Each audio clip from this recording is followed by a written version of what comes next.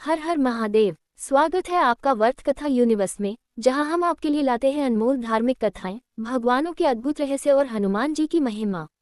अगर आपको हमारी ये कथा पसंद आए हो तो इस वीडियो को लाइक करें, कमेंट में हर हर महादेव लिखें और हमारे चैनल को सब्सक्राइब करके जुड़े हमारे साथ। जय श्री राम। हर हर महादेव। हनुमान जी की उत्पत्ति और उनकी शक्तियाँ। हनुमान जी की कथा रामायण में प्रमुख स्थान रखती है। वे वानरराज केसरी और अंजनी माता के पुत्र हैं और उनका जन्म विशेष रूप से भगवान राम की सेवा करने के लिए हुआ था। पवन देव के आशीर्वाद से हनुमान जी के पास असाधारण शक्तियां थीं। वे अनंत शक्ति के प्रतीक हैं, उनके पास अद्भुत बल, बुद्धि और अजेय साहस है।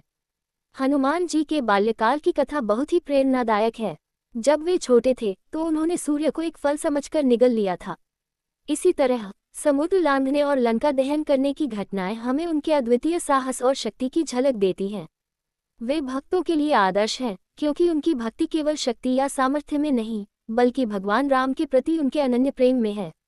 हनुमान चालीसा का महत्व। हनुमान चालीसा गोस्वामी तुलसीदास द्वारा रचित 40 श्लोकों का एक स्तोत्र है, जिसे भगवान हनुमान की स्तुति के लिए गाया जाता है। यह न केवल भक्ति का साधन है, बल्कि जीवन की समस्याओं से लड़ने के लिए एक अद्वितीय साधना है। हर श्लोक में हनुमान जी की शक्तियों, उनकी महानता और उनके अद्भुत कार्यों का वर्णन है। चालीसा का नियमित पाठ करने से मन को शांति मिलती है और समर्पण की भावना विकसित होती है। ऐसा माना जाता है कि इसका पाठ करने से सभी प्रकार के भय और संकटों से मुक्ति मिलती है। जब हम भूत पिशाच निकट नहीं आवे पढ़ते हैं तो यह हनुमान जी के संरक्षक स्वरूप का वर्णन करता है, जो नकारात्मक शक्तियों से हमारी रक्षा करते हैं। रामदूत अतुलित बलधामा हमें हनुमान जी की अद्वितीय शक्ति और भगवान राम के प्रति उनकी सेवा को याद दिलाता है। हनुमान चालीसा का वैज्ञानिक दृष्टिकोण।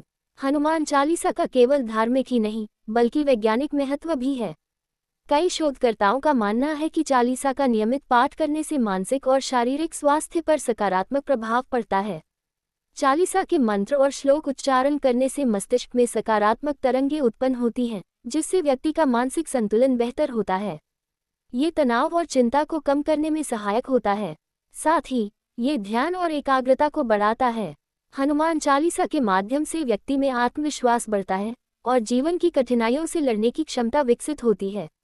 इसके नियमित पाठ से नकारात्मक विचारों का नाश होता है और व्यक्ति सकारात्मकता की ओर अग्रसर होता है। हनुमान जी की भक्ति से जुड़ी कहानियाँ। हनुमान जी की भक्ति और समर्पण के अनेक किस्से प्रसिद्ध हैं। रामायण में जब लक्ष्मण मूर्छित हो गए थे, तब हनुमान जी ने संजीवनी बूटी लाकर उनकी प्राण रक्षा की थी। इसी तरह हनुमान जी का भगवान राम के प्रति अटूट प्रेम हमें दिखाता है कि भक्ति का असली अर्थ क्या होता है। वे भगवान राम के लिए कुछ भी करने को तैयार रहते हैं, चाहे कितनी भी मुश्किल हो। हनुमान जी का संदेश यह है कि भक्ति में शक्ति है और भगवान के प्रति समर्पण से हमें सभी बाधाओं से मुक्ति मिल सकती है। उनकी भक्ति हमें सिखाती है कि निस्वार्थ प्रेम और सेवा जीवन का सबसे बड़ा उद्देश्य है। हनुमान चालीसा का प्रभाव आज के जीवन में। आज के दौर में भी हनुमान चालीसा का महत्व कम नहीं हुआ है।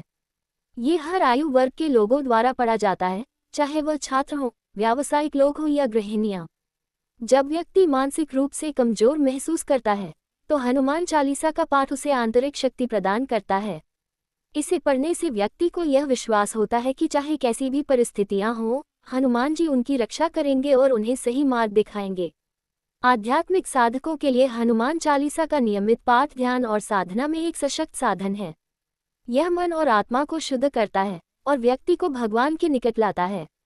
हनुमान जी की भक्ति और हनुमान चालीसा का पाठ हमारे जीवन में असीम शक्ति, शांति और संतोष लाता है।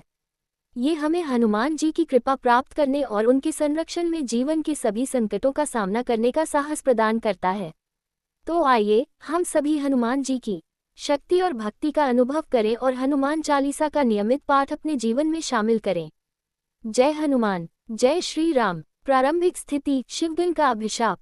कथा की शुरुआत होती है कैलाश पर्वत से, जहां भगवान शिव अपने गणों के साथ निवास करते थे। उन शिवगणों में से एक शिवगण, जिसका नाम माली था, बेहद भक्ति से शिवजी की सेवा करता था।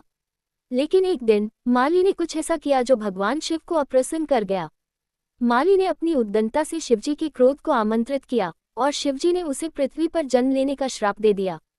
माली ने भगवान शिव से विनती की कि वह उसे क्षमा करें, लेकिन शिवजी ने कहा कि श्राप से मुक्ति पाने के लिए उसे किसी महान भक्त की सहायता की आवश्यकता होगी और केवल उसी की कृपा से वह वापस शिवलोक आ सकेगा। माली को शिवजी ने यह आशीर्वाद भी दिया कि वह त्रेता युग में हनुमान जी की शरण में आएगा और तभी उसे मोक्ष प्राप्त होगा। माली का पुनर्जन्म और उसका कष्ट। कालचक्र घूमता है और माली धरती पर एक साधारण मानव के रूप में जन्म लेता है। उसका जीवन कठिनाइयों से भरा होता है।